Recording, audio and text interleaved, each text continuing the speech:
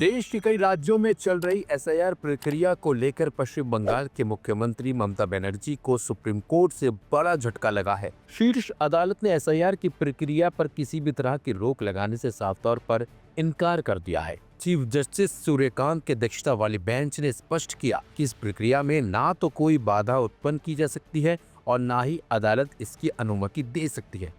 सुनवाई के दौरान चीफ जस्टिस ने कहा कि सभी राज्यों को यह बात समझ लेनी चाहिए कि एसआईआर एक संवैधानिक प्रक्रिया है और इसे रोका नहीं जा सकता। यदि इस प्रक्रिया को लेकर किसी तरह की स्पष्टता की आवश्यकता होगी तो सुप्रीम कोर्ट खुद दिशा निर्देश जारी करेगा। इस मामले की सुनवाई के दौरान एक ऐतिहासिक दृश्य भी देखने को मिला, जब पश्चिम बंगाल की मुख्यमंत्री ममता बनर्जी खुद वकील के रूप में अदालत में पेश हुई। उनके साथ तृणमूल कांग्रेस के सांसद कल्याण बनर्जी भी वकील के तौर पर कोर्ट में मौजूद रहे। यह भारत की न्यायिक इतिहास में पहला मौका माना जा रहा है जब कोई मौजूदा मुख्यमंत्री सुप्रीम कोर्ट में वकील के रूप में दलीलें देने पहुंचा। कल्याण बनर्जी ने अदालत के सामने एसआईआर प्रक्रिया पर गंभीर सवाल उठाते हुए कहा कि अल्पसंख्यक बहुल विधानसभा क्षेत्रों में बड़ी संख्या में मतदाताओं को लॉजिकल डिस्क्रिपेंसी की सूची में डाला जा रहा है। उन्होंने दावा किया कि कई इलाकों में 1000 वोटरों में से करीब 950 के नाम इस सूची में शामिल कर दिए गए। Mamata Banerjee has said yes, it can be given. Number 3 is that the court has said whether this Bengali and meaning, for that reason Bengali officers will be available or not. Mamata Banerjee has said yes. आज जो मामला हुआ है, जो था ममता बनर्जी का, वो matter आज को हियरिंग हुआ। उसका हियरिंग का बाद और ममता बनर्जी जो पॉइंट है उस पॉइंट को, उनका जो पॉइंट है उस पॉइंट को उन्होंने बोला है। कोर्ट परमिशन दिया है, उन्होंने आर्गुमेंट किया है। सबसे बड़ा पॉइंट जो है, उन्होंने बोला जो अभी 4 महीना के लेके सब डिलीशन हो रहा है, इंक्लूजन नहीं हो रहा है। जब स्पेशल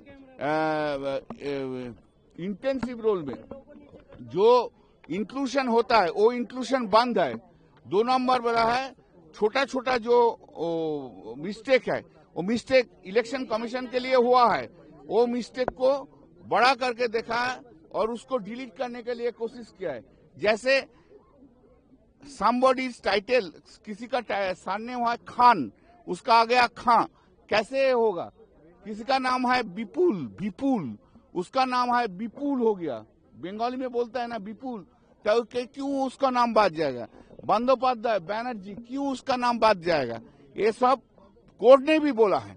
कोर्ट ऐसा ही बोला है। और जो माइक्रो ऑब्जर्वर के लिए बोला है, ये माइक्रो ऑब्जर्वर जो उसको दिया है 8100, वो उसको बाहर से लेके गया है। कोई इस टाइप का माइक्रो ऑब्जर्वर कभी कोई स्टेट में अपॉइंटमेंट नहीं किया है। एंड माइक्रो ऑब्जर्वर वो लोग एसडीएम लेवल का नहीं है। कोल इंडिया से ऑफिसर लिया है, आरबीआई से ऑफिसर लिया है, स्टेट बैंक ऑफ इंडिया से ऑफिसर लिया है, रेल से ऑफिसर लिया है। ये नहीं चलेगा। और ऐसा बोला को जो बीजेपी स्टेट है उधर का ऑफिसर को लेकर इधर के ले आया माइक्रो ऑब्जर्वर के लिए, और डिसीजन जिसको लेना है आइन का मुताबिक वो ईआरओ और डीईओ, उसको नहीं, जो माइक्रो ऑब्जर्वर जो बोलता है उस डिसीजन फाइनल हो जाता है।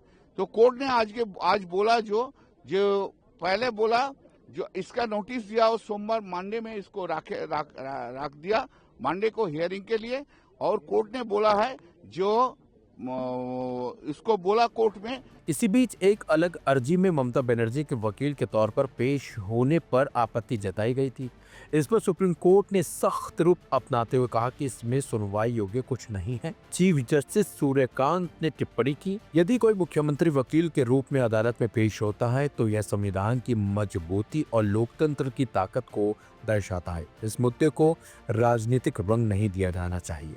गौरतलब है कि ममता बनर्जी ने पहले भी एसआईआर प्रक्रिया पर सवाल उठाए थे और आरोप लगाया था कि बीजेपी शासित असम जैसे राज्यों में यह प्रक्रिया लागू नहीं की जा रही है, जबकि विपक्षी दलों की सरकार वाले राज्यों में इसे आगे बढ़ाया जा रहा है। हालांकि सुप्रीम कोर्ट के ताजा रुख के बाद साफ हो गया कि फिलहाल एसआईआर की प्रक्रिया जारी रहेगी और इस पर रोक लगाने की मांग को अदालत से कोई राहत नहीं मिली है।